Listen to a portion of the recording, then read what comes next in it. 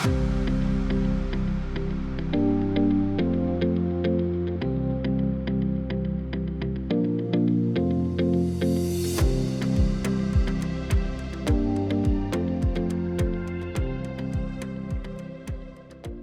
to Day 18 on the Trail. We have 4 readings for today, from Luke chapter 9 verses 10 through 36, Genesis 30 verse 25 through 32:2, the 27th Psalm, and Sirach chapter 22 verse 27 through 23 verse 27. In the Gospel of Luke today, we find the story of Jesus feeding 5,000 men in addition to women and children who had been in the crowd. And he does this with 5 loaves and 2 fish. Here, in this photo, you can see a mosaic taken from the Church of the Multiplication in Israel.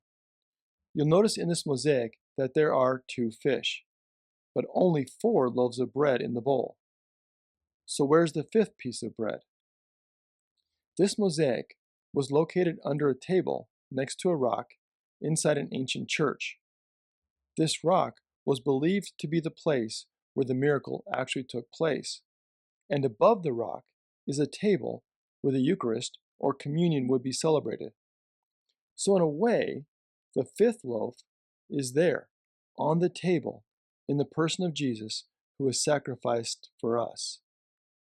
The ancient church connected this moment, this miracle of the feeding of the 5,000, with the celebration of the Lord's Supper, where Jesus took a loaf of bread, broke it, and gave it to his disciples and to us, saying, "Take and eat.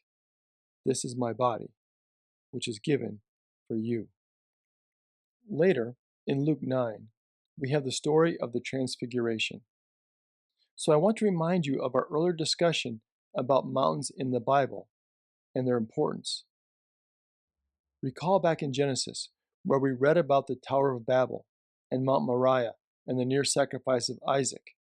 So here, we're on another mountain. Jesus is with Peter, James, and John when he is transfigured before them. And appearing with Jesus is Moses and Elijah, who also had their share of mountaintop experiences. Moses, of course, was on Mount Sinai when he was given the Torah. Elijah was on Mount Horeb, which is another name for Mount Sinai, and was also on Mount Carmel.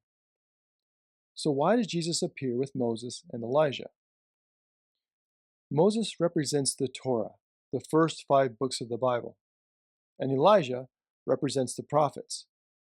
These are 2 main sections of the Hebrew Bible that we have been studying, the Torah and the Law and the Prophets, the Nevi'im.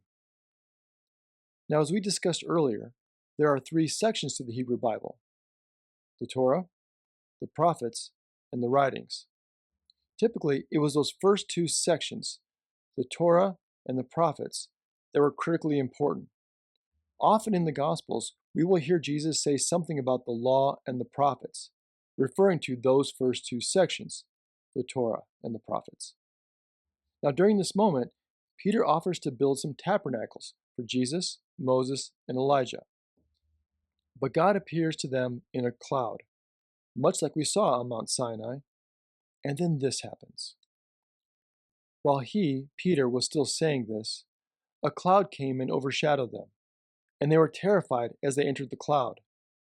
Then from the cloud came a voice that said, "This is my Son, my chosen. Listen to him." I don't believe that God was speaking to Moses or Elijah. Instead, it seems that God is talking to Peter, James, and John with this message: "This is my Son. Listen to him."